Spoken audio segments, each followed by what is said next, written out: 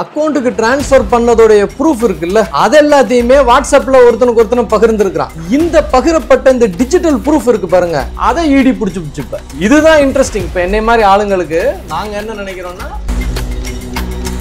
அரசியலுக்கு வந்து எல்லாம் திருட்டிட்டு உட்காந்துருக்கான், கொள்ளை அடிக்கிறான், குழந்தைய கடத்துறான், திருட்டுத்தனம் பண்றான், எல்லா கேவலமான விஷயம் ஏன் செய்யறான் தெரியுமா? இந்த சத்தியத்தினாலதான். இந்த நோட்டு உனக்கு எப்படி சொந்தமாச்சுன்றத கேள்வி அதை இந்த நோட்டு சொல்லாதே, இந்த நோட்டு சொல்லாதே. அரசாங்கத்தில் இருக்கக்கூடிய இந்த புலனாய்வு அமைப்புகள் தான் கேள்வி. புலனாய்வு உங்களுக்கு தான் 10 போலீஸ் வச்சுக்கிட்டு நீங்க ஊரு உள்ள புலனாய்ச்சிக்கிட்டு இருக்கிறீங்க. இந்த டிவில மோடி ஐயா மாதிரி ஆளுகிட்ட சொல்லணும்னா, ஐயா எலெக்ஷன் வரப்போகுது, முடிஞ்சா உங்க கருணையை காமிச்சு இந்த 500ஐயும் ஏதாவது ஒண்ணு பண்ணிவிட்டீங்கன்னா புண்ணியமா போகும். நான் எங்க யாரு கையிலயும் 500 இல்லைங்க ஐயா. நீங்க டிஜிட்டல் டிரான்சாக்சன் பண்ற எல்லா டிரான்ஸ்பரண்ட் டிரான்சாக்சன் ஆக்கு அப்படின்னா பெருச்சாளி ஓட்டைக்குள்ள எல்லாம் நீங்க விஷம் வச்ச மாதிரி, புகை போடுற மாதிரி, அப்ப பெருச்சாளிக்கு ஒளிய இடம் இருக்காது. எலெக்ஷன் நடக்குது இன்னைக்கு, பணம் உள்ள வரணும், ஏன்னா தலைக்கு 2000-3000 கொடுக்கணும்ல. இன்னைக்கு எப்படி நியூஸ்ல இருந்து உள்ள வரும், அதான் மேட்டர். கொஞ்ச நேரத்துல விஜயோடைய அரசியல் வாழ்க்கையை முடிக்கணும்னு முடிவு பண்ணி நம்ம பாலாஜியும் நம்ம மினிஸ்டரும் அங்க போய் டிராமா போட்டு நடிக்கலாம் ஆரம்பிச்சிட்டானுங்க. சட்டத்தை ஃபாலோ பண்ணுங்கடா டயலாக்லாம் பேசி படிச்சு படம் எடுத்து சொன்னமேன்னு நடிக்கலாம் ஆரம்பிச்சிட்டானுங்க. டிராமாலாம் நடந்துட்டு இருக்கு, ஜெகஜோதியா இருக்குது. ஆனா அந்த நேரத்துல என்ட்ரி கொடுக்கிறாரு அண்ணாமலை.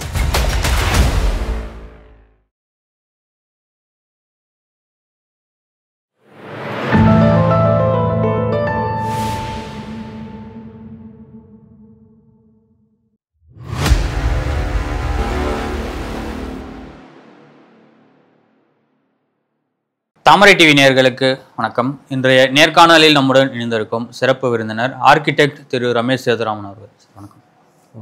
உள்ளாட்சித்துறை அமைச்சர் KN நேரு அவர் துறையில் வேலை வாய்ப்புக்கு லஞ்சம் வாங்கியிருக்கிறதா சொல்லிட்டு அமலாக்கத்துறை நம்ம தமிழ்நாடு டிஜிபிக்கு நடவடிக்கை எடுக்க சொல்லி ஒரு கடிதம் ஒன்று எழுதியிருக்காங்க.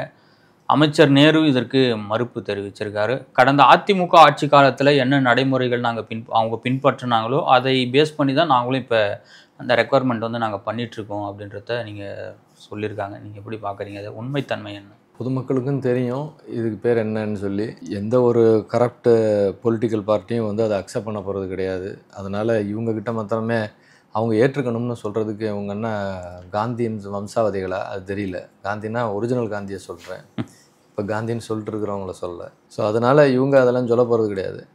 ஆனால் அடிப்படையில் இப்போ என்னை மாதிரி ஆளுங்க இந்த விஷயத்தை நாங்கள் பார்க்கும்போது இது வேறு மாதிரி இதாக அணுகிறோம். அது என்னென்னா, இந்த கேஸில் ஒரு இன்ட்ரெஸ்டிங்கான ஒரு பாயிண்ட் இருக்குது. அது என்ன பாயிண்ட்னா, யார் தரப்புல இருந்தா? இடி தரப்புல இருந்தா, நேரு தரப்புல இருந்தா? நாட்டின் தரப்புல இருந்து. சரி, ஓகே. பாரத நாட்டின் தரப்புல இருந்து ஒரு இன்ட்ரெஸ்டிங்கான பாயிண்ட் இருக்குது. அது என்ன பாயிண்ட் அப்படின்னா, இந்த கேஸ் எப்படின்னா, மினிஸ்டருடைய வேண்டப்பட்டவங்க லஞ்சம் கேட்டாங்க, மினிஸ்டருக்கு வேண்டப்பட்டவங்களுக்கு லஞ்சம் போய் கொடுத்தாங்க. எவ்வளோ கொடுத்தாங்க? 35 லட்சம் கொடுத்தாங்க. 25 லட்சம் கொடுத்தாங்க. இதில் என்ன பெரிய விஷயம் இருக்குது? மக்களுக்கே தெரியும் இல்லையா, அரசியலுக்கு வந்தால் லஞ்சம் வாங்குவாங்கன்னு. அப்படிதான் மக்களுடைய மைண்ட் செட். தமிழ்நாட்டு மக்களுக்கு வந்து லஞ்சம் வாங்குறதெல்லாம் ஏற்றுக்கிட்டு பல வருஷமாயிருச்சு. இவங்களே காசு வாங்கிட்டு தான் ஓட்டே போடுறாங்க தமிழ்நாட்டு மக்கள். அதனால் லஞ்சம் வாங்குறதெல்லாம் தமிழ்நாட்டு மக்கள் வந்து ஏற்றுக்கிட்டு பல வருடம் ஆயிடுச்சு. அதனால் லஞ்சம்ன்றது ஒரு குறையோ குற்றம்னு இப்போ சொன்னால் மக்களுக்கு அது உணர்வு வரமாட்டேன்து. அது ஏன்னு தெரியல, மாறிட்டாங்க மக்கள். ஸோ அதனால் இப்போ லஞ்சம் வாங்கிட்டாங்க, ஐயோ தப்புன்ட்டாங்க அப்படின்லாம் சொல்கிறதுக்கு ஒன்றும் அர்த்தம் இல்லை. ஆமாண்ணே எவனே வாங்கலை. ஏன்னா மதுரையில் எனக்கு நம்மளுக்கு வேண்டப்பட்ட பசங்கிட்டெல்லாம் கேட்டால், ஆமாண்ணே எல்லாரும் தான் வாங்குறானுங்க, அப்புறம் வாங்க மாட்டானுங்களா அப்படின்ற ஒரு மைண்டு தான் இருக்குது. ஆனால் இது அது சார்ந்தது இல்லை. இது அதோட ரொம்ப இன்ட்ரெஸ்டிங்கான மேட்ரு. அது என்னென்னா, 35 லட்சம் தாலா எனக்கு கொண்டு வந்து கொடுன்னு மினிஸ்டருக்கு வேண்டப்பட்டவங்க கேட்டிருக்கிறாங்க. 35 லட்சம் பேப்பர் பணம் தான் இதுக்கு முன்னாடி கொண்டு போய் கொடுப்பான், கரெக்டா? ஆமாம், 16க்கு முன்னாடி. ஆமாம், அந்த காலமாக இருந்தால் என்ன பண்ணுவான், ஒரு 5-6 வருஷத்துக்கு முன்னாடி 35 லட்சம் பணம் கொண்டு வந்து கொடுறா அப்படின்னு மினிஸ்டருக்கு வேண்டப்பட்ட தம்பியோ அண்ணனோ மச்சானோ கேட்குறான்னா நம்ம என்ன பண்ணுவாங்க? இப்போ நம்மளே என்ன பண்ணுவோம்? கட்டாயம் கொடுத்து தான் ஆகணும். அப்படின்னா என்ன பண்ணுவோம்னா, எங்கேயாவது சேர்த்துக்கிட்டு பொட்டியில் வச்சு எடுத்து போய் கொடுப்போம். ஹார்லிக்ஸ் பாக்ஸு, பேகு, ஜிப்பு போட்ட பழைய கருப்பு பை, இதை தூக்கி கொண்டு போய் அவர் சொல்லுவார், நீங்கள் இங்கே வந்துருங்கன்னு. ஏதாவது ஹோட்டல் ரூமில் அவருக்கு வேண்டப்பட்டவங்க இருப்பாங்க, அங்கே போனால் கீழே கார் பார்க்கிங்கில் டிரைவர் இருப்பார், டிரைவர்கிட்ட கொடுத்துட்டு போங்கன்னு மேலேருந்து ஃபோன் பண்ணி சொல்லுவாங்க. அவ்வளோதான், நம்ம டிரைவர்கிட்ட கொடுப்போம், அண்ணன் பேசுவாருன்னு ஃபோன் அடிச்சு கொடுத்துட்டீங்களா, என்னப்பா வந்துருச்சா, சரி போயிட்டு வாங்க பார்த்துக்கோ அப்படின்வாங்க. அடுத்த நாள் நம்மளுக்கு வேலை முடிஞ்சிடும். இப்படித்தான் இதுதான் யூஸ்வலாக நடக்கும்னு வச்சுங்களேன். ஆனால் இந்த விட்டு அது நடக்கலை. ஏன்னா 35 லட்சம் கொடுக்கறதுக்கு எவன் கையிலையும் பேப்பர் துட்டு கிடையாது. அப்போ இவன் என்ன சொல்கிறான், அந்த அரசியல்வாதி தம்பி என்ன சொல்கிறான், நீ இன்னார்கிட்ட கொண்டு போய் பணம் கொடுன்றான். அவன் ஒரு ஹவாலா ஏஜென்ட்டு. அந்த ஹவாலா ஏஜென்ட் கிட்ட போகும்போது அங்கேயும் பேப்பர் பணம் கொடுக்க முடியல. அவன் என்ன சொல்கிறான், இந்த அக்கௌண்ட்டுக்கு டிரான்ஸ்ஃபர் பண்ணிடுன்றான். அப்போ அவனுக்கு என்ன பண்ணுறான், அக்கௌண்ட்டுக்கு டிரான்ஸ்ஃபர் பண்ணுறானுங்க. அக்கௌண்ட்டுக்கு டிரான்ஸ்ஃபர் பண்ணதோடைய ப்ரூஃப் இருக்குல்ல, அது எல்லாத்தையுமே வாட்ஸ்அப்ல ஒருத்தனுக்கு ஒருத்தனை பகிர்ந்துருக்கான். இந்த பகிரப்பட்ட இந்த டிஜிட்டல் ப்ரூஃப் இருக்கு பாருங்க, அதை ஈடி பிடிச்சு. இப்ப இதுதான் இன்ட்ரெஸ்டிங். இப்ப என்னை மாதிரி ஆளுங்களுக்கு நாங்க என்ன நினைக்கிறோம்னா, இதுதான் மக்கள் திருந்த மாட்டானுங்க தம்பி. மக்களே ஃப்ராட் ஆகி பல வருடம் ஆயிடுச்சு. டிஜிட்டல் ஆதாரங்கள் அளிக்க முடியாதா? டிஜிட்டல் ஆதாரங்கள் எப்படி அனுப்பிங்க? அக்கௌண்ட் டு அக்கௌண்ட் டிரான்ஸ்ஃபர் பண்ணிருக்கேன். இப்ப இவங்க என்ன சொல்லுவானுங்க, ஐயா அது எங்க அக்கௌண்ட் இல்லைங்க, அவர் வேற யாருக்கோ வேற அனுப்புனான்மா. டேய், அவன் வாங்கினவன் இவன் பேர்ல தாண்டா வெளிநாட்டுல இப்போ முதலீடு பண்ணியிருக்கான். இவன் வாங்கினவனுடைய வாட்ஸ்அப்ல இருந்து இங்க இருந்து ஏன்டா அந்த 10 ரூபா போட்டோ வந்திருக்குது. இந்த 10 ரூபா போட்டோவுக்கு பின்னாடி இவனுடைய கொஸ்டின் பேப்பர் அது இது டிஜிட்டல் பேப்பர் எல்லாம் வந்துருச்சேடா. இப்ப அவன் பேர் நான் அதே லிஸ்ட்டுக்காரனுக்கு நீ வேலை போட்டிருக்கிய, வேலை போடலைன்னா பரவாயில்ல, வேலையும் போட்டு கொடுத்துட்டியே. அப்போ இந்த காசை வாங்கிட்டு தான் அதை போட்ட, காசு சும்மா கொடுக்கல, அக்கௌண்ட் டு அக்கௌண்ட் அனுப்பியிருக்கிறேன், அதையும் பிடிச்சுட்டாங்க. இப்ப இதுதான் மேட்ருன்னு வச்சுக்கோங்களேன். இப்ப என்ன இதுல இருந்து நான் கத்துக்கிற பாயிண்ட் என்னன்னா, இனிமே ஒரு சாதாரண மனுஷங்கிட்ட போய் 30 லட்சம் இல்ல 20 லட்சம் எனக்கு பொட்டியில பேக்ல குடு அப்படின்னு சொன்னா எவங்களையும் காசு இருக்காது கொடுக்கன்னு. எனக்கு இதை தான் மக்களுக்கு இதை காமிக்கணும்னு நினைச்சேன். இது என்னன்னு உங்களுக்கு எல்லாம் தெரியும். 500 ரூபா நோட்டு, புதிய 500 ரூபா. ஆமாம், காலையில இருந்து இப்போ நான் மெட்ராஸ் டிராஃபிக்கை தாண்டி இங்கே வந்தா ஆயிரக்கணக்கான பேர் டிராஃபிக்கில் நிற்கிறான். எல்லாம் இதுக்கு தான் நிற்கிறான். காலையில 3 மணிக்கு எந்திரிச்சு 4 மணிக்கு மெட்ராஸ்குள்ள நுழையிறதுக்காக டிராஃபிக்ல நிற்கிறான். இதுக்கு தான் நிற்கிறான். எல்லாரும் வேலை பார்க்குறான். டி நகர் போனீங்கன்னா விற்கணும் வாங்கணும்னு பாட்டு பாடிட்டு இதுக்கு தான் வாங்கவும் போறான், இதுக்கு தான் விற்கவும் போறான். உழைக்கணும் செய்யணும்னு இண்டஸ்ட்ரியல் எஸ்டேட்ல மக்கள் உழைக்கிறான், பொருள்களை செய்யறான், இதுக்காக தான் செய்யறான். அடிக்கணும் புடுங்கணும்னு ஸ்டேஷன்லையும் இதுக்காக தான் வேலை செய்யறான். அடிக்கணும், கொள்ளை அடிக்கணும், வெளிநாட்டுல சேர்க்கணும்னு அரசாங்கம் திராவிட மாடலும் இதுக்காக தான் செய்யுது. அப்ப இது எவ்வளவு முக்கியம் பாருங்க. இதுக்காக தான் எல்லா விஷயத்தையும் செய்யறான். ஆனா சொத்துக்க மாட்டான். நாங்கெல்லாம் நல்லவனுங்க, காந்தி பரம்பரைன்வா, ஆனா காந்தி நோட்டுக்கு தான் எல்லாம் செய்யறான். ஆனா இதுக்குள்ள ஒரு மந்திரம் இருக்கு. அந்த மந்திரத்தை நம்ம யாரும் படிக்கிறது இல்லை. கவனமா இப்ப படிப்புமா அந்த மந்திரம் என்னன்னு? என்ன மந்திரம்? காயத்ரி மந்திரம்ன்றாங்கல்ல, அந்த மாதிரி இது நோட்டு மந்திரம் இதுக்குள்ள இருக்கு ஒண்ணு. பாருங்க, அதுல என்ன எழுதியிருக்கிறாங்க, I promise to pay the bearer the sum of 100 rupees 500 rupees எழுதியிருக்காங்க. 500 ரூபா நோட்டில் என்ன எழுதியிருக்கிறாங்க? கேமரா காமிச்சா தெரியுமா தெரியல. இது பார்த்தீங்கன்னா இங்க இருக்கு, இந்த காந்தி நோட்டுக்கு நேர் கீழே மேல இந்த இடத்துல இருக்கு, இந்த இருக்கு. என்ன இருக்கு? I promise to pay the bearer the sum of 500 rupees. அப்படின்னா என்ன? நான் சத்தியம் பண்ணுகிறேன், எவன் கையில் இது இருக்கிறதோ அவனுக்கே 500 ரூபாய் சொந்தமாக்கப்படுவது அப்படின்னு ரிசர்வ் வங்கி கவர்னர் கையெழுத்து போட்டிருக்காரு. ஓ அப்படியா? அப்ப இது என் கையில இருந்தா என்னோடதா? அப்ப இந்த பேப்பர் என் கையில இருக்கிறதுக்காக நான் கொலை செஞ்சு இதை நான் எடுத்தாலும் என்னோடது. ஒரு குழந்தைய வித்து இந்த ஒருத்தன் எடுத்துக்கிட்டாலும் அது அவனோடது. எப்படி வந்தாலும், கஞ்சா வித்தாலும் அவனோடது, கொலை செஞ்சாலும் அவனோடது, திருடுனாலும் அவனோடது, ஹைகோர்ட் ஜட்ஜா இருந்து லஞ்சம் வாங்கினாலும் அவனோடது, போலீஸ் எஸ்பியா இருந்து பைசா வாங்கினாலும் அவனோடது, முதல்வராக இருந்து இதை சேர்த்தாலும் அவனோடது. ஏன்னா நீங்க என்ன சத்தியம் பண்ணீங்க சாமி? கையில இருந்தா உன்னோடதுன்னு சத்தியம் பண்ணீங்க. நீ உழைச்ச சேர்த்த அதனால உன்னோடது நான் சொன்னேன். ஐ promise to pay the owner நான் சொன்னேன். ஐ ப்ராமிஸ் டு பே தி பேரர்னு சொன்னேன். ஓனர்னா இதுக்கு சொந்தமானவனுக்கு இது சொந்தமானது அப்படின்னு நீ சொல்லியிருக்கணும். இல்லையே, நீ அப்படி சொல்லலையே. நீ என்ன சொன்ன? இதை வச்சிருக்கிறவனுக்கு இது சொந்தமானதுன்னு. அப்ப இத கையில வச்சிருக்கிறவனுக்கு இது சொந்தமானதுன்னு நீ எப்ப சத்தியம் பண்ணியோ அந்த சத்தியம் தான் ஜெயில எல்லா பேரும் குற்றம் செஞ்சுட்டு உட்காந்துருக்கான். அரசியலுக்கு எல்லாம் திருட்டிட்டு உட்காந்துருக்கான். கொள்ளை அடிக்கிறான், குழந்தைய கடத்துறான், திருட்டுத்தனம் பண்றான், எல்லா கேவலமான விஷயம் ஏன் செய்யறான் தெரியுமா? இந்த சத்தியத்தினாலதான். ஆனா இந்த நோட்டு உனக்கு எப்படி சொந்தமாச்சுன்றத கேள்வி இந்த நோட்டு சொல்லாதே, இந்த நோட்டு சொல்லாதே. அரசாங்கத்தில் இருக்கக்கூடிய இந்த புலனாய்வு அமைப்புகள்லாம் கேள்வி. புலனாய்வு உங்களுக்கு தான் 10 போலீஸை வச்சுக்கிட்டு நீங்க ஊரு உள்ள புலனாய்ச்சிக்கிட்டு இருக்கிறீங்க. ரோட்ல அத்தனை பேர் நின்றுகிட்டு இருக்கான் வேலைக்கு காலையில இந்த பேப்பருக்காக. எல்லாரையும் புலனாய்வீங்களா? எப்ப மோடி ஐயா இந்த பேப்பர் இருக்க கூடாதுன்னு டிஜிட்டலா கொண்டு வந்தாரோ அப்பயே இந்த பேப்பர் போயிடுச்சு. இன்னைக்கு புழக்கத்துல இந்த பேப்பரை பாக்குறதே கஷ்டமா இருக்கு. இப்ப நானே இந்த பேப்பர் வேணும்னு உங்ககிட்ட கேட்டு வாங்கியிருக்கேன். ஆமா, என்கிட்ட இல்ல, நான் ஜிபே பண்ணிருக்கேன். நீங்களும் கடன் வாங்கிருக்கீங்களா? இந்தாங்க, வாங்கின கடனை திரும்ப கொடுத்துருங்க. யார்கிட்டையும் பேப்பர் கிடையாது. 35 லட்சம் கொண்டு போய் கொடு அப்படின்னு மினிஸ்டர் கேட்டிருக்கிறாரு. 35 லட்சத்தை எப்படி கொண்டு போய் கொடுப்பான் பாவத்தை? அண்ணே நான் உழைச்சனே, அண்ணே நான் சேர்த்தனே, அக்கௌண்ட்ல பணமா இருக்குனே, வீட்டு பொண்டாட்டி நகையா வச்சிருக்கானே, நகையை வித்தாலும் அக்கௌண்ட்ல தானே போடுறேன்றான். 35 லட்சம் திடீர்னு கொண்டு போய் கேட்டீங்கன்னா எப்படின்னே கொடுப்பேன்? அப்படியா, சரி அப்ப இந்த சேட் இருக்காருல்ல, ஆமாண்ணே அவர் அக்கௌண்ட்டுக்கு போட்டுருவானே, சரிண்ணே போட்டுட்டு அவர் 10 ரூபா அவர் கொடுப்பார். சரிண்ணே, அதை போட்டோ எடுத்து வாட்ஸ்அப் எனக்கு அனுப்பிடு. இது 10 ரூபா நோட்டியானே? ஆமா. அப்ப நீ கொடுத்தது 10 லட்சம், எடுத்து கொடுத்தது 10 ரூபா போட்டோவை. அந்த போட்டோ இங்க வந்த உடனே சேட்டு அனுப்பியிருப்பான் அந்த போட்டோவை. அந்த 10 ரூபாவுக்கு சீரியல் நம்பர் இருக்கும். அந்த சீரியல் நம்பர் சரி 10 ரூபா 10 லட்சம் ரூபா வந்துச்சு, சரி வேலை கிடைக்கும் போ, ஓடிடு. அப்ப அக்கௌண்ட் தான் டிரான்ஸ்பர் பண்றீங்க. மாட்டினீங்களா? அப்ப பேப்பரை கொஞ்சம் கொஞ்சமா அழிச்சிங்கன்னா திருட்டுத்தனம் பண்றதுக்கு முடியாது. மக்கள் நல்லவனாலாம் திருந்த மாட்டான். மக்கள் உடைய 3 வேலை சாணக்கியர் சொல்றாரு அர்த்த சாஸ்திரத்துல. 3 வேலைக்கு தாண்டா முக்காவாசி குழந்தை பிறந்து வாழ்ந்து சாகுது. அது 3 வேலை என்னன்னா, self preservation, pursuit of pleasure, pursuit of pride. தன்னைத்தானே பாதுகாத்துக்க, தன்னை சந்தோஷப்படுத்த, தன் அகங்காரத்தை பிரகடனப்படுத்த. இது 3க்காக தாண்டா முக்காவாசி மனுஷன் வாழ்வான். அவனெல்லாம் தத்துவமயப்படுத்த முடியாது. நாட்டுப்பற்று, நல்லது செய்யி, தர்மம் செய்யி, இதெல்லாம் சொன்னீங்கன்னா ஆமா ஆமா செய்யணும் அப்படின்னு திரும்ப அவன் தன்னை சந்தோஷப்படுத்திக்க, தன் அகங்காரத்தை பிரகடனப்படுத்த, தன்னை மாத்திரமே பாதுகாத்துக்கு சுயநலமான வாழ்க்கையில தான் வாழ்வான். The whole world revolves around the pivot of self-interest. சாணக்கியர் வார்த்தை, உலகம் சுயநலம் என்னும் அச்சாணி வேரில் தன்னைத்தானே சுழர்வித்துக் கொண்டிருக்கிறது. எல்லா பேரும் சுயநலவாதியா இருக்கிற கடத்துல போய் இப்படி ஒரு சத்தியம் பண்ண பேப்பர் வச்சிருந்தீங்கன்னா, அந்த சத்தியம் பண்ண பேப்பருக்காக ஒருத்தனை அடிச்சு திங்க மாட்டான்னு என்னப்பா நிச்சயம்? அந்த பேப்பருக்காக தான் ஓட்டே போட போறான் வரிசையில் நின்று.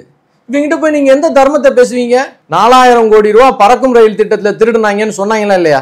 சொன்னாங்கல்ல. ஸ்மார்ட் சிட்டில திருடிட்டாங்கன்னு சொன்னாங்க. யாராவது பொதுமக்கள் கண்டுக்கிட்டாங்களா? திருடுனா திருட்டு போறாங்க, அவங்க திறமை இருக்கு திருடுறாங்க, உங்களுக்கு இருந்தா திருடுங்க அப்படின்ட்டாங்க. அப்படித்தானே சொன்னாங்க. எங்க ஊர்ல எல்லாம் பாட்டி அப்படித்தான் சொல்லிச்சு, திருடுனாங்க பாட்டி அப்படின்னு. அப்படியா? உனக்கு தெரிஞ்ச புள்ள திருடு, உனக்கு தெரியலன்னு சொல்லு அப்படின்றுச்சு. அப்ப இதே இது டெல்லியில போய் சொன்னீங்கன்னா எல்லாம் ரோட்ல உட்காந்தானா இல்லையா? டெல்லியில கரப்ஷனுக்கு அகேன்ஸ்டா ரோட்ல உட்காந்து ஒரு புது கட்சியே உருவாச்சு இல்லையா? அந்த கட்சி என்ன ஆச்சுன்றத அப்புறம் விடுங்க. ஆனா அட்லீஸ்ட் மக்களுக்கு கரப்ஷனுக்கு அகேன்ஸ்டா குரல் கொடுக்கணும்ன்ற எண்ணமாவது இருந்தது டெல்லிக்காரனுக்கு. கேரளால ஒருத்தன் திருடுறான்னு சொல்லி ப்ரூவ் பண்ணீங்கன்னா அந்த கேரளா மக்கள் ஒன்னா சேர்ந்துருவானா இல்லையா? கேரளாவுக்கு நமக்கும் பார்டர்ல ஒரு கோட்டு தானே இருக்குது. அவன் கால் தூசியாவது நம்மளுடைய மூல சிந்தனை இருக்குதா? நம்மளும் காசை வாங்கிட்டு சரக்குக்கு போய் ஓட்டில போய் நிக்கிறோம். அதுக்கு ஒரு அரசியல் இதுல ரொம்ப காலமா இருந்தவர், டிஎம்கேல ஏற்கனவே இருந்தவர், கம்யூனிஸ்ட் கட்சியில இருந்து டிஎம்கேக்கு மாறினவர். அவர் சொன்னாரு, நம்ம மக்களுக்கு நாங்க எங்களுக்குள்ள பேசும்போது என்ன பேர் சொல்லுவோம் தெரியுமா தம்பி அப்படின்னாரு. அவர்னால சொல்லக்கூட முடியல இந்த டிவியில. ஆனா அவர் சொன்னதை நான் கட்டாயம் சொல்லி ஆகணும்ன்ற எனக்கு ஒரு உந்துதல் இருக்கு. அவர் சொன்னாரு, விலை மது இது 2க்காகவும் தான் தம்பி நம்ம பசங்க போறானுங்கன்னாரு. என்ன சார் சொன்னீங்க? எனக்கு சரியா கேட்கல. விலை மதுவா? அது வேற மாதிரி கேக்குது. விலை மாதுவா? விலை மாதுன்னு கேட்க கூடாது தம்பி. விலை காசு, மக்களுக்கு விலை. உன் விலை, உன் ஓட்டுக்கு விலை என்ன? விலை. விலை மது. விலை மதுவுக்கு போன இந்த மக்கள் விலை மாதுக்கு சம்பந்தமானவங்க தம்பினர். நம்ம நாட்டுக்கு சுதந்திரம் வாங்கி கொடுக்கறதுக்கு அவன் செத்துருக்கான் சாமி. இந்த கப்பலுடைய தமிழன் கதையெல்லாம் படிக்கும் போது எல்லாத்தையும் விட்டு ரோட்ல அலைஞ்சிருக்கிறாருங்க, செக்கெழுத்திருக்கிறாருங்க. எதுக்குங்க? நீங்க இந்த ஓட்டை போடணும்ன்றதுக்காக செத்துருக்கான் சாமி. அவன் செத்தவன் ரத்தத்துல உங்களுக்கு வாங்கி கொடுத்த சுதந்திரத்தை நீங்க சர்வசாதாரணமா அந்த 500,000க்கு வித்துட்டு இருக்கிற கேவலப்பட்ட கூட்டம் தமிழ்நாட்டு கூட்டம் மாத்திரம் தான். இதுல நாங்க தமிழ் தமிழ்னா நாங்க வந்து நீங்க எல்லாம் மனுஷங்களாடா? எத்தனை பேருடைய ரத்தத்தை செலவு பண்ணி வந்த சுதந்திரத்தை காசுக்கு வித்துட்டு இருக்கிறீங்களேடான்னு அவங்க கிட்ட போய் என்ன சொல்றது? இவங்கிட்ட போய் இவர் மினிஸ்டர் திருடிட்டாரு அப்படின்னா அவங்களுக்கு எல்லாம் உணர்வீங்கன்னா இவங்களுக்கு உணர்வு இருக்கும். அந்த உணர்வு எல்லாம் அவங்களுக்கு செத்து போயிருச்சு தம்பி. இவங்களை திருத்த முடியாது. இவங்க எதுக்கு அலைகிறானுங்க? இந்த பேப்பருக்கு தானே அலைகிறானுங்க. இந்த பேப்பரை கொஞ்சம் கொஞ்சமா கட் பண்ணா இதுக்கு வேற எந்த இடத்துக்கு வந்து நிக்கும்? ஒழுங்குபடுத்துறது. இந்த பேப்பரை ஒழுங்குபடுத்தினா போதும். அதுதான் மோடி ஐயா கொஞ்சம் கொஞ்சமா பேப்பரை குறைச்சிக்கிறார். இப்ப நான் என்னைய மாதிரி ஆளுங்க இந்த டிவியில மோடி ஐயா மாதிரி ஆளுகிட்ட சொல்லணும்னா, ஐயா எலெக்ஷன் வரப்போகுது, முடிஞ்சா உங்க கருணையை காமிச்சு இந்த 500ஐயும் ஏதாவது ஒண்ணு பண்ணிவிட்டீங்கன்னா புண்ணியமா போகும். நான் எங்க யாரு கையிலயும் 500 இல்லைங்க ஐயா, நாங்கெல்லாம் எல்லாம் டிஜிட்டலா டிரான்சாக்ட் பண்ணிருக்கிறோம், இந்த 500ஐயும் இல்லாம பண்ணிடுங்க. செந்தில் பாலாஜி வந்து ஏற்கனவே இதே மாதிரி ஜாப் ஸ்கேம்ல தான் வந்து மாட்டினாரு. அவர் மேலேயும் என்ன நடவடிக்கை எடுத்தாங்கன்ற ஒரு கேள்வி இருக்கு. இப்போ கேஎன் நேருவும் இதே போலதான் விடப்படுவாரான்ற ஒரு இது. மோடிஜி என்னதான் பண்ணுவாருங்க நீங்க சொல்லுங்க? அவர் நடவடிக்கை எடுத்தாருன்னா நீங்க பொதுமக்கள் என்ன பண்ணுவீங்க?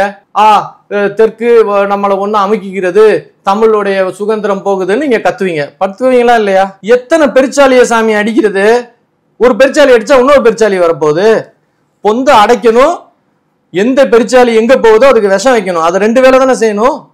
ஒவ்வொரு பெருச்சாலி தலையவா அடிச்சுக்கிட்டு இருந்து எத்தனை பேரை கொள்றது? பேப்பருக்கு தானே அலையிற, பேப்பரை முடக்கு. நீங்க டிஜிட்டல் டிரான்சாக்சன் பண்ற எல்லா டிரான்ஸ்பரண்ட் டிரான்சாக்சன் ஆக்கு. அப்படின்னா பெருச்சாலி ஓட்டைக்குள்ள எல்லாம் நீங்க விஷம் வச்ச மாதிரி, புகை போடுற மாதிரி, அப்ப பெருச்சாலிக்கு ஒளிய இடம் இருக்காது. ஒவ்வொரு பெருச்சாலியா குற்றவாளின்னு கொண்டு வந்துட்டு இருப்பீங்களா? அது அப்பீலுக்கு மேல அப்பீலா சுப்ரீம் கோர்ட்ல 50 வருஷம் கேஸ் நடத்திக்கிட்டு உட்காந்துருக்கும் ஒவ்வொரு பெருச்சாலையும். இதை அடிக்கிறது தான் பிரதமருக்கு வேலையா? வேற வேலை இல்லையா? இந்த நாட்டுல எவ்வளவு வேலை இருக்குது? ஒரே வேலை நம்ம கொஞ்சம் கொஞ்சமா டிஜிட்டலா டிரான்சாக்ட் ஆகிறது தான். அதுவும் இந்த 100, இந்த 500, 100, இது இப்ப 100 கூட ஓகே. இந்த 500 எல்லாம் கொஞ்சம் கொஞ்சமா எடுத்துட்டா நல்லது. இப்ப இவங்க சொல்றாங்க எல்லாருக்கும் ஜிபே நம்பர் வாங்கி வச்சிருக்காங்க, இந்த வட்டம் அக்கௌண்ட்ல பணம் போட போறாங்க, அப்படித்தானே சொன்னாங்க. மதுரையில நம்மளுக்கு டிஎம்கே தம்பி ஒருத்தர் இருக்காரு தல்லாவளத்துல, அவர் சொன்னார், அண்ணே எங்க ஏரியால எல்லாம் ஜிபே நம்பர் எல்லாம் வாங்கிட்டாங்கண்ணே, வீடுக்கு இந்த வட்டம் எல்லாரும் அக்கௌண்ட்லயும் பணம் போட்டுருவாங்கண்ணே, நீங்க என்னடே பண்ணுவீங்க உங்க மோடி அப்படின்னா. தம்பி சந்தோஷம், போட்டாங்கன்னா போட்ட அன்னைக்கு மத்தியானம் எனக்கு சொல்லிட்டு மறுபடியும் திமுக ஆட்சிக்கு வரும், போட்ட அன்னைக்கு மத்தியானம் சொல்லுங்கன்னு. அதெல்லாம் நான் சொல்லுவேன்னே அப்படின்னா. சரி நீ என்ன பண்ணு, இந்த ஏரியா தொகுதி மக்கள்ல எவன் செல்போன் நம்பரு எல்லாருமே மேல உள்ளவங்களுக்கு தெரியும்ல, டிஜிட்டலா எடுத்துட முடியும். எல்லார் அக்கௌண்ட்லயும் இத்தனாம் தேதியில இருந்து இத்தனாம் தேதிக்குள்ள தலைக்கு ஒவ்வொரு அக்கௌண்ட்டுக்கு 2000 ரூபாய் உளுந்ததுன்ற ரெக்கார்டு வந்துருதா? அந்த ரெக்கார்டை மாத்திரம் நான் தனிமனிதை நான் எடுத்துட்டு போய் ஹைகோர்ட்ல ஒரு கேஸ் போடுறேன். என்ன போடுவேன்? இந்த தொகுதியை பாருங்க, இந்த தல்லாகுளம் தொகுதியை இவங்க எல்லாருடைய செல்போன் நம்பர்லயும் 2000 ரூபாய் இத்தனை மணில இருந்து இத்தனை மணிக்குள்ள உளுந்திருக்கு. உளுந்தவங்க ரெக்கார்டை ஃபுல்லா எடுத்து பாருங்க, அவங்க டிஎம்கேக்கு எங்கேயோ சம்பந்தமா இருப்பானுங்க. அதனால இது அந்த கேஸ் ப்ரூவ் ஆகிற வரைக்கும் நீ ஒன்னு எலெக்ஷன் ரிசல்ட்டை நிப்பாட்டி வை, இல்லை எலெக்ஷனை தள்ளி வை, நான் கேஸ் போடுவேன். போட்டா என்ன ஆகும்? எலெக்ஷன் நடக்குமா? இல்ல நடந்து ரிசல்ட் வந்தா வெளியே சொல்ல முடியுமா? முடியாது. அப்ப பேப்பரா கொடுத்திருந்தானா என்னால ப்ரூவ் பண்ண முடியாது. கோர்ட் என்ன கேட்கும்? அவன் கொடுத்ததுக்கு சாட்சி என்னப்பா அப்படின்னு. வாங்கினவனு சொல்ல மாட்டான், கொடுத்தவனு சொல்ல மாட்டான். நான் மாத்திரம் கிறுக்க மாதிரி கோர்ட்டுக்கு போய் நின்றுப்பேன் இந்த பேப்பர் கொடுத்திருந்தா. ஆனா இப்ப அவன் டிஜிட்டலா டிரான்சாக்ட் பண்ணான்னு வச்சுக்கோங்க, அதுதான் ப்ரூஃப். இந்த இடத்துல கேஎன் நேரு ஐயா மாட்டினாரு, இவர் தப்பு பண்ணாரா, அவர் தப்பு பண்ணலையா, இதெல்லாம் எனக்கு முக்கியம் இல்ல. என்னை மாதிரி ஆளுகளுக்கு என்ன முக்கியம்னா, தப்பு பண்ணவனை பிடிச்ச விதம், டிஜிட்டலா பிடிச்சிருக்கான் இதான் மேட்ரு. இதுக்கு முன்னாடி பிடிச்சிருந்தா எப்படி பிடிச்சிருப்பான்? அவர் கொடுத்தாருங்க, கொடுத்தவர் சொன்னாருங்க, சொன்னவருடைய வாக்குமூலத்தை வச்சு நாங்க கேள் செல்லுங்க, இப்படித்தானே சொல்லுவான், இப்படித்தானே சொல்லுவான். அவன் என்ன சொல்லுவான்? நான் கொடுக்கவே இல்லைங்க, நான் வாங்கவே இல்லைங்க சொல்லுவானா இல்லையா? இல்லங்க கொடுத்தாரு, வாங்கினாரு, கையும் குழம்பா நாங்க பிடிச்சோம், பிடிக்கும் போது 3 கோடி ரூபாய் பேக்ல கேஷ் பிடிச்சோங்க அப்படின்னு சொல்லுவான். அப்படித்தானே இடி சொல்லும். கொடுத்தவனும் சரி வாங்கினவனும் சரி என்ன சொல்லுவான்? அந்த பணத்துக்கு எனக்கும் சம்பந்தமே இல்லைங்க, நாங்கெல்லாம் உத்தம புருஷர்கள் அப்படின்னு சொல்லுவானா இல்லையா? அதை கேட்டுட்டு இந்த டிவியில உள்ளவன், இந்த மீடியால உள்ளவன் என்ன சொல்லுவான்? அவங்க எல்லாம் பாவங்க அப்படின்வான். இதுதானே நம்ம கேட்டு இத்தனை வருஷமா கிறுக்கன் ஆகிட்டு இருந்தோம். ஆனா இந்த வட்டம் ஈடி என்ன பண்ணிருக்கு? இவன் கொடுத்தான், வாங்கினான், அக்கௌண்ட் டிரான்ஸ்பர் ஆயிருக்கு, பணம் டிரான்ஸ்பர் ஆனதுக்கு ப்ரூஃப் வந்திருக்கு. இது எவன் இல்லைன்னு முடியும், எவன் மாமான முடியும்? அந்த சம்பவம் இப்ப நிகழுதுல்ல, அதான் மேட்ரு. யூசுவலா அந்த பணம் என்ன ஆகும்னா தம்பி, ஆவரேஜா ஒரு நாளைக்கு குறைந்தபட்சம் இன்னொரு கேள்வி எழுப்புறாங்கனாக்க, இடி வந்து நேரடியா நடவடிக்கை எடுத்திருக்கலாமே, ஏன் வந்து அவங்க தமிழ்நாடு டிஜிபிக்கு கடிதம் எழுதணும்? சட்ட பிரகாரம் இடி வந்து எஃப்ஐஆர் போட்டதுக்கு அப்புறம் தான் நடவடிக்கை எடுக்க முடியும்னு ஒரு சட்டம் எழுதியிருக்கு. அந்த சட்டத்துடைய என்ன சட்டம், எத்தனாவது சட்டம்ன்றது நம்பர்லாம் எனக்கு தெரியல. ஓகே, அந்த சட்ட பிரகாரம் ஒரு எஃப்ஐஆர் போடப்படணும். தமிழ்நாடு டிஜிபி போடலைன்னா இவங்க ஹைகோர்ட்ல போய் அது எஃப்ஐஆர் போட வச்சு வாங்கிடுவாங்க. அது செய்ய முடியாதுன்னு ஒன்றும் இல்லை இடினால, ஆனா அவங்க சட்ட பிரகாரம் செய்யறாங்க. அப்ப நமக்கு ஆளுக்கு இது வருது, அப்ப நம்ம மாதிரி ஆளுங்க அதை பத்தி பேசுறோம். அவங்க சட்ட பிரகாரம் ஃபாலோ பண்ணிருக்காங்க. யூஸ்வலா இப்ப இந்தியா ஒரு எனக்கு தெரிஞ்ச என்னன்னா, ஒரு டிஎம்கேல ஒரு ஆட்சியாளர்களுக்கு ஒரு நாளைக்கு குறைந்தபட்சம் ரொம்ப ரொம்ப கம்மியா பார்த்தாலும் ஒரு 2000 இருந்து 3000 கோடி ரூபாய் கலெக்ஷன் ஆகும் ஒரு நாளைக்கு. நான் ரொம்ப ரொம்ப கம்மியா சொல்றேன். அந்த காசை அவங்கனால கையில வச்சுக்க முடியாது. அந்த காசை அவங்க வெளிநாட்டுக்கு கொண்டு போறதுக்கு நிறைய அமைப்புகள் வச்சிருக்காங்க. அதில் ஒரு ஈஸியான அமைப்பு என்னன்னா, தமிழ்நாட்டிலேருந்து பணம் நேர துபாய்க்கு தான் போகும். துபாயில் வேலை பார்க்குறான்ல, அவன் ரெமிட்டன்சஸ் இருக்கு, அவனுடைய சம்பளத்தை அவன் வீட்டுக்கு தானே அனுப்பணும். அப்போ அவன் பணம் அங்கேருந்து இங்கே வரணும்ல, அவன் என்ன பண்ணுவான்னா அங்கே பணத்தை வாங்கிக்கிட்டு இங்கே அவன் குடும்பத்தில் பணத்தை கொடுத்துருவான். நான் புரியுற மாதிரி பேசுகிறேன்னா, அப்படின்னா பணம் அங்கே போயிடுச்சா, இங்கே எக்ஸ்னு ஒரு மினிஸ்டர் இருக்காருன்னா மினிஸ்டர் அக்கௌண்ட்டில் துபாயில் பணத்தை போட்டுருவானுங்க, இங்கே பணம் போயிடும். அந்த எக்ஸ் மினிஸ்டர் பேரில் இருக்கிற துபாய் அக்கௌண்ட் இருக்குல்ல, அது வந்து மேக்ஸிமம் 7 நாள் இல்லை 15 நாள் தான் அந்த அக்கௌண்ட்டில் இருக்கும். அங்கேருந்து மலேசியா டிரான்ஸ்ஃபர் ஆகி அங்கேருந்து நியூசிலாண்டுக்கு போயிடும். ஏன்னா நியூசிலாண்டு மாத்திரம்தான் வந்து இந்த அமைப்புகளில் கையெழுத்து போடலை. இந்த ட்வின் டவர் அட்டாக்னு ஒன்று நடந்தது பாருங்க, செப்டம்பர் 11 அமெரிக்காவில். அது நடந்ததுல இருந்து இந்த உலக தீவிரவாதிகளுடைய பணப்பரிமாற்றங்களை கவனிக்கிறதுக்காக ஐரோப்பியா, அமெரிக்கா இந்த மாதிரி நாடுகள் எல்லாம் ஒன்றுக்கு ஒன்று ட்ரீட்டி கையெழுத்து போட்டிருக்கிறான். எவன் நாட்டில இருந்து எந்த பணம் எங்க டெபாசிட் ஆனாலும் அதை இன்னொரு நாட்டுக்கு வெளிப்படையா சொல்லணும்னு சொல்லி. ஆனா அதுல சைன் பண்ணாத ஒரு சில நாடுகள்ல ஒரு நாடு நியூசிலாந்து. அதனால இந்த பணம் துபாயில இருந்து ரொம்ப நேரம் நிக்காது. ஏன்னா துபாயில ரொம்ப நேரம் நின்றுச்சுன்னா அக்கௌண்ட் சொல்லணும்னு சொல்லிவிடுவான். அதனால அவன் என்ன, துபாயில கொஞ்ச நேரம் நிற்கும், அது வந்து பார்க் பண்ணிட்டு நேர நியூசிலாண்டுக்கு போயிடும். இப்ப பணத்தை வெளியே கொண்டு போறது ரொம்ப ரொம்ப ரொம்ப ஈஸி. ஆனால் எலெக்ஷன் நடக்குது இன்னைக்கு, பணம் உள்ள வரணும். ஏன்னா தலைக்கு 2000-3000 கொடுக்கணும்ல இன்னைக்கு. எப்படி நியூசிலாந்துல இருந்து உள்ள வரும்? அதான் மேட்டர். நியூசிலாந்துல இருந்து உள்ள கொண்டு வருது ரொம்ப ரொம்ப கஷ்டம். ஏன்னா அது இதெல்லாம் மோடி ஐயா வந்ததுக்கு அப்புறம் நடந்தது. மோடி ஐயாவுக்கு முன்னாடி காங்கிரஸ்காரங்க இருந்தாங்கல்ல, அப்ப இது எல்லாம் கிடையாது. நம்ம நாட்டை சூறையாடிட்டு இருந்தான். பாகிஸ்தான்ல அடிச்ச பணத்துக்கெல்லாம் இந்தியாவில வணிகம் பண்ணிட்டு இருந்தோம். அவ்வளவு கேவலமா இருந்தோம். எத்தனையோ 1000 கோடி ரூபாய் கண்டெய்னர் எல்லாம் பிடிச்சாங்க பாத்தீங்களா, சென்னை பக்கத்துல பிடிச்சாங்க இல்ல. அப்புறம் அது என்னோடது இல்ல உன்னோடது இல்ல. ஸ்டேட் பேங்கோடைய பணம் ஏன்டா AK-47 கைலி கட்டினவன் கண்டெய்னர்ல கொண்டு போறான்னு எவனாச்சும் கேட்டோமா? நம்ம இன்னைக்கு வரைக்கும் கேட்கல. அந்த மாதிரி இங்க கேவலமா இருந்தது நம்ம நாடு. மோடி ஐயா வந்ததுக்கு அப்புறம் தான் ஏதோ ஓரளவுக்கு சுத்தவத்தமா இருக்கு. அதுல ஒரு காரணம் இது. இப்ப வெளிநாட்டுல இருக்க பணம் உள்ள வருது பாருங்க, அது ரொம்ப ரொம்ப கஷ்டம். இப்ப இந்த எலெக்ஷன் டயத்துல பாத்தீங்கன்னா இந்த பேப்பர் நோட்டுக்காக அலைஞ்சிட்டு இருக்கான். எனக்கு தெரிஞ்சு எவன் கையிலையும் இப்ப பேப்பர் நோட்டு கிடையாது. சுத்தி எல்லா பக்கமும் அடப்பாய் போச்சு. இந்த நேரத்துல இந்த மாதிரி வேற மாட்டுது. இப்ப இந்த நேரு ஐயாவா, இப்ப இவரெல்லாம் ஒரு முக்கியமான ஆளு, எலெக்ஷன் ஃபண்டுக்கு முக்கியமான ஆளு. இந்த நேரத்துல இவருக்கு வேண்டப்பட்டவங்களுக்கும் ஒரு லாக்கப் போட்டவன். அது இன்னும் கொஞ்சம் அந்த ரொட்டேஷன் லிக்விடிட்டி, இதை வந்து லிக்விடிட்டின்னு சொல்லுவாங்க தம்பி. லிக்விடிட்டினா நீங்க எத்தனை கோடி வேணாலும் பணம் வச்சிருக்கலாம், நீங்க நினைச்ச நேரத்துல அந்த இது பேப்பர் அவங்க கையில வந்து ஆகணும்ல, அது லிக்விட் கேஷ். அது ரொம்ப கஷ்டமாயிருச்சு. மோடி ஐயா வந்து இந்த சட்டங்களை போட்டு டிஜிட்டலா டிரான்சாக்சனை கொண்டு வர லிக்விடிட்டி தான் நம்மள வந்து இப்ப கிரன்ச் ஆகுது. இதனாலதான் இவனுங்க எல்லாம் பயந்துகிட்டு இருக்கிறானு. எனக்கு இந்த கேஸை வந்து நேரு மேல போட்டாங்க, இந்த கேஸ்ல ஜெயிச்சாங்க, இவர் குற்றவாளி, இவர் குற்றம் செய்யாதவர், அதெல்லாம் எனக்கு முக்கியமே கிடையாது. எனக்கு என்னை மாதிரி ஆளுங்களுக்கு முக்கியம் என்னன்னா இந்த கேஸ் போட்ட விதம். இவன் பேப்பர் பணம் இவனால கிடைக்கலன்னு சொல்லிட்டு எல்லாம் டிஜிட்டலா டிரான்ஸ்ஃபாக்ட் பண்றானுங்க. இது வரைக்கும் இதை பண்ணதே கிடையாது. இதுக்கு முன்னாடி இவர் இருந்தார் பாத்தீங்களா, யாரு, நம்ம கலைஞர் ஐயா இருந்தார் பாருங்க. அவர் கூட புத்திசாலி. அவர் வந்து டேய் மற்ற மாதிரி தப்பண்ணாதீங்கடா அப்படின்னு. ஆனா இவங்க இப்படிலாம் கேவலமா, அதுவும் பொதுமக்கள் கிட்ட 30 லட்சம் இதுல எல்லாம் மாற்றுறதெல்லாம் கேவலம் தான். அதுவும் இந்த ஏழை பிள்ளைய கிட்ட எதுக்கு காசு பண்றாங்களே தெரியல. இவங்க கிட்ட இல்லாத காசா இந்த 10 ரூபா குவார்ட்டருக்கு அந்த அந்த ஏழைங்க அதுகிட்ட வந்து அந்த 10 ரூபா பிடிங்க என்ன பண்ண போறானுங்க. இந்த கஷ்டப்பட்டு படிச்சுட்டு எக்ஸாம் எழுதி அவன் வாழ்க்கையை முன்னேற்றணும்னு ஒருத்தன் காலையில இருந்து நைட் வரைக்கும் செத்து படிச்சுக்கிட்டு இருக்கிறான். அவன் படிக்கிறவன்லாம் என்ன பெரிய பணக்காரனா? ஒரு குடிசையில ஏதோ ஒரு கிராமத்துல அவன் தாத்தன் சொத்து ஒரு சின்ன நிலம் வச்சிருப்பான், அதுல படிச்சுக்கிட்டு இருப்பான். இவன் பையன் இப்போ வேலைக்கு சேரணும்னு சொல்லி அவங்க அப்பன் இருக்கிற நிலத்தையும் வித்துவிட்டு அவனுக்கு வேலைக்கு சேர்க்கறதுக்கு அந்த காசை கொண்டு வந்து இவனுக்கு கட்டி வச்சிருப்பான். இப்படி ஏழை வாழைய வயிற்றுல அடிக்கலாமா? சரி நீ திருடி தொலை, உனக்கு தான் அந்த கேன பயலுக இந்த தமிழ்நாட்டுக்காரனுங்க ஓட்டு போட்டு தொலைஞ்சானுங்க, இந்த பயலுகளுக்கு நீ திருடி தொலை. இது ஏழைங்க வயிற்றுல அடிச்சு ஏன் திருடுற? வேற விஷயமே உனக்கு கிடைக்கலையா? இது தனிப்பட்ட முறையில இது எங்களுக்கு ஒரு கோபம் இருக்கு தம்பி. 26 தேர்தலில் பாஜக வந்து எங்களை முடக்க பார்க்குது, இந்த மாதிரி ஈடிகளை ஏவி விட்டு அப்படின்ற ஒரு குற்றச்சாட்டை வைக்கிறாங்கல்ல. திமுக ஜெயிக்கிறதுக்கான சாத்தியக்கூறுகள் இருக்கா 26ல் முதல்ல?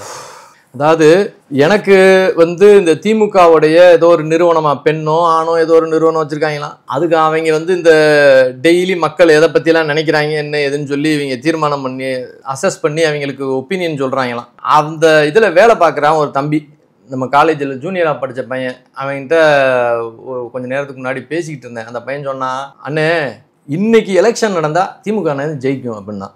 ஏண்டா நீ அவங்களுக்கு வேலை பார்க்குறேன்றனால சொல்கிறியாடான்னு.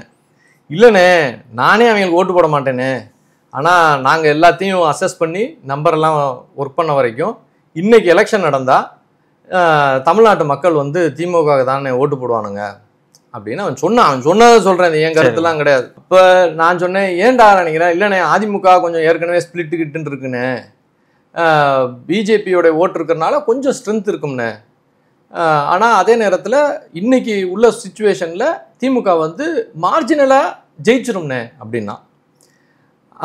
அதிமுகவை பார்த்து திமுக பயப்படலைண்ணே அப்படின்னா. யாரை பார்த்தா பயப்படுது அப்படின்னு கேட்கும்போது அவன் சொன்னால், அண்ணே இந்த சினிமா கார ஒருத்தர் வந்திருக்காருல பேர் விஜய், இந்த விஜயை பார்த்து தான் அவனுங்க பயப்படுறானுங்க திமுக காரனுங்க. இந்த விஜய்லாம் ஒரு ஆளாடா, விஜயை பார்த்து எப்படிடா எவ்வளோ பெரிய கட்சி திமுக பயப்படும் அப்படின்னு. அவன் சொன்னான், அண்ணே நீங்கள் சொல்கிறது உண்மைதான், விஜய் வந்து ஜெயிக்க மாட்டார், ஆனால் விஜய் வந்து திமுகவுடைய அடிப்படை ஓட்டு பேங்க் இருக்குல்ல அதில் 3 சக்திகளை உடைக்கிறாருண்ணே அப்படின்னா. சிறுபான்மையில் ஓட்டு என்ன அந்த 3 சக்தினா, முஸ்லீம் ஓட்டு, அப்புறம் தாழ்த்தப்பட்டவர்களுடைய ஓட்டு, 3வது 18லேருந்து 25 வயசுக்குள்ள உள்ள இளைஞர்களுடைய ஓட்டு. இது வந்து திமுகவுடைய ஒரு ஃபவுண்டேஷன். இந்த 18லேருந்து 25 வயசு உள்ளவங்க கொஞ்சம் எமோஷனலாக இருப்பானுங்க. அவங்களுக்கு இந்த சினிமா கினிமாலாம் எடுத்து இப்படியே அதை நம்மலாம் படம் எடுத்து படம்லாம் எடுக்கிறாங்கல்ல, இந்த டேரக்டர் ஒரு 5-6 பேர் வச்சுருக்காங்க, அவங்கள வச்சு படம் எடுத்து அப்படியே தாழ்த்தப்பட்டவர் அப்படி இப்படின்னு படம் எடுத்து அந்த ஒரு 18லேருந்து 25 வயசு உள்ளவங்களெல்லாம் உருப்பேற்றி வச்சுருக்கானுங்க. அவனுங்கெல்லாம் திமுகவுடைய கொத்தடிமைகளாக மாற்றிடலாம்னு நினச்சிக்கிட்டு இருக்கிறானுங்க. ஆனால் அந்த பசங்க கொஞ்சம் புத்திசாலி குழந்தைங்க. அந்த 18லேருந்து 25 கொஞ்சம் யோசிக்குது தமிழ்நாட்டு பாப்பாலாம். அது என்ன பண்ணுது, கொஞ்சம் கொஞ்சமாக அந்த விஜய் பக்கம் திரும்புது. அதை இவங்க அசஸ் பண்ணி கண்டுபிடிச்சிட்டானுங்க. இந்த பயலுக, இந்த சென்சஸ் எடுக்கிறவனுங்க, அவங்க போய் அவங்க என்ன கண்டுபிடிச்சிட்டாங்க, அண்ணே திமுக அண்ணே உங்களுடைய அடிமடியில் கையை வச்சுட்டான் அந்த சினிமாக்காரன். முஸ்லீம் ஓட்டுகளையும் பிரிச்சிடுறான், தாழ்த்தப்பட்டோர் ஓட்டையும் பிரிச்சிடுறான், 18லேருந்து 25 வயசு உள்ள மனிதர்கள் ஓட்டையும் பிரிச்சிடுறான். அவன் பிரிச்சுட்டானா உங்களுக்கும் ஏடிஎம்கேக்கும் ஒவ்வொரு தொகுதியிலையும் டஃப் வந்துடும். போட்டி வந்து ரொம்ப ஸ்ட்ராங்கான போட்டியாக வந்துடும். ஸ்மால் மார்ஜினில் தான் நீங்கள் ஜெயிப்பீங்க, இல்லை ஸ்மால் மார்ஜினில் நீங்கள் தோக்கக்கூடிய சூழ்நிலை கூட வரலாம். அதனால இவன் வந்து ஒரு டேஞ்சரான ஆளுன்னு இவங்க நினைக்கிறாங்க. யார், திமுக காரன் வந்து இந்த விஜய் அப்படின்ற ஆளை வந்து டேஞ்சர் நினைக்கிறான். விஜய் ஜெயிக்க மாட்டாரு, தனியாக நின்றாருன்னா விஜய் உறுதியாக தோத்து போயிடுவாரு. ஆனால் விஜய்ன்ற ஒரு எஃபெக்ட் உள்ள வரனால திமுக ஜெயிக்கிறதுக்கு அவர் டஃப் கொடுக்க ஆரம்பிச்சிடுறாரு. ஆக்சுவலாக பார்த்தீங்கன்னா இந்த வட்டம் கரூரில் ஒரு சம்பவம் நடந்தது, ஸ்டாம்பீட் சம்பவம். அது வந்து நிறைய பேர் வந்து அது வந்து ஒரு ப்ரீமெடிடேட்டட் கிரைம்னு சொல்கிறாங்க. அதாவது அது ஒரு ஆக்சிடென்ட் இல்லை, உண்மை என்னன்னு. ஆமாம், அது வந்து ஆளுங்கட்சியால் இந்த டிவிகேக்கு ஒரு பாதிப்பை ஏற்படுத்துறதுக்காக செய்யப்பட்டக்கூடிய ஒரு சதி வேலைன்னு நிறைய பேர் நினைக்கிறாங்க. ஆனால் இதுல மாதிரி ஆளுங்க பார்க்குற ஒரு விஷயம் என்னன்னா, அன்னைக்கு அந்த சம்பவம் நடந்த அன்னைக்கு பார்த்தீங்கன்னா இந்த விஜய்ன்ற ஆளு மேல எல்லாருமே ஒரு மிகப்பெரிய கொடூரமான காட்டத்துல தான் இருந்தாங்க. அன்னைக்கு வந்து விஜயை குற்றவாளி ஆக்குற ஒரு கண்டிஷனுக்கு எல்லாரும் போயிட்டாங்க. அதை அப்படியே விட்டுருந்தீங்கன்னா விஜய் குற்றவாளி ஆயிருப்பாரு, டிவிகேன்ற கட்சி இன்னைக்கு இருந்திருக்காது. ஆனா அன்னைக்கு ஒரு மனிதன் வந்தான் அந்த விஜயையும் அந்த கட்சியையும் காப்பாத்துறதுக்கு. அதை என்னைக்குமே இந்த விஜய் கட்சி சார்ந்தவங்க அதை மறந்துடவே கூடாது. யாரு, அண்ணாமலைன்னு ஒருத்தர் பேட்டி கொடுத்தாரு. அதான் ஃபர்ஸ்ட் பேட்டி. அண்ணாமலை பேட்டிக்கு முன்னாடி, அண்ணாமலை பேட்டிக்கு அப்புறம், அதை தான் நீங்க நல்லா கவனிக்கணும். அண்ணாமலை தடவை பேட்டி கொடுக்கும்போது என்ன சொன்னாரு, இந்த சம்பவம் கரூர் சம்பவத்துக்கு பின்னாடி ஏதோ ஒரு சதி இருக்கலாம், அதை விசாரிக்கணும் அப்படின்ற வார்த்தையை சொன்னது யாரு? அண்ணாமலை. அந்த வார்த்தையை அண்ணாமலை சொல்றதுக்கு முன்னாடி வரைக்கும் விஜய் குற்றவாளின்னு எல்லாரும் பேசிட்டு இருந்தாங்க. ஆனா அந்த வார்த்தையை அண்ணாமலை தம்பி சொன்ன அடுத்த நிமிஷம் அப்படி ஒருவேளை இருக்குமோ, அப்படி இருக்குமோ, ஐயோ பாவமே இந்த பையன் விஜய் மேல இப்படி நம்ம தப்பா நினைச்சிட்டோமே அப்படின்னு அப்படியே மாறிச்சு. அண்ணாமலை அந்த இடத்துல அந்த வார்த்தையை சொல்லி விஜய் ஆல்மோஸ்ட் அப்போ வந்து இந்த குவிக் சாண்டுன்னு சொல்லுவாங்கல்ல, இந்த புதை குழின்னு ஒன்று இருக்கு பார்த்தீங்களா, அதுல அப்படியே இறங்கி இறங்கி உள்ள போய் செத்து போவான்ல மனுஷன். அது பேர் தானே புதைகுழி. அரசியல் புதைகுழிக்குள்ள தள்ளி விட்டானுங்க விஜய். நம்ம பாலாஜி கோஷ்டி அரசியல் புதைகுழிக்குள்ள டிவிக்குன்ற கட்சியையும் விஜயையும் தள்ளி விட்டானுங்க. அந்த ஆளு உள்ள காலு போயிருச்சு, வயிறு போயிருச்சு, நெஞ்சு போயிருச்சு, மூக்குக்கு மேல போயிருச்சு. இன்னும் கொஞ்ச நேரத்துல விஜயோடைய அரசியல் வாழ்க்கைய முடிக்கணும்னு முடிவு பண்ணி நம்ம பாலாஜியும் நம்ம மினிஸ்டரும் அங்க போய் டிராமா போட்டு நடிக்கலாம் ஆரம்பிச்சிட்டானுங்க. நீ என்னடா சினிமா நடிக்கிறது, நாங்க நடிக்கிறோம்டா, சட்டத்தை ஃபாலோ பண்ணுங்கடா டயலாக் எல்லாம் பேசி படிச்சு படம் எடுத்து சொன்னமேனு நடிக்கலாம் ஆரம்பிச்சிட்டானுங்க. டிராமா எல்லாம் நடந்துட்டு இருக்கு, ஜெகஜோதியா இருக்குது. ஆனா அந்த நேரத்துல என்ட்ரி கொடுக்கிறாரு அண்ணாமலை. அண்ணாமலை சொன்ன வார்த்தை, இதுல ஏதோ ஒரு சதி இருக்கலாம், விசாரணை பண்ணணும்ட்டார். விசாரணை பண்ணணும்னு ஒரு சொன்ன உடனே மக்களுக்கு அப்பதான் கரை தட்டுது. நம்ம மக்கள் எல்லாம் முட்டாள் இல்ல தம்பி, ஆனா அவங்களுக்கு யோசிக்கிறதுக்கு ஒரு ஆளு தேவைப்படுது. அவங்களா யோசிக்க மாட்டாங்க. இவன் கெட்டவன்டா எல்லாரும் சேர்ந்து கெட்டவன் நல்லவன்னா ஆமா நல்லவன்றாங்க. யோசிடான்னு நடுவுல ஒருத்தன் சொல்றதுக்கு தேவைப்படுது.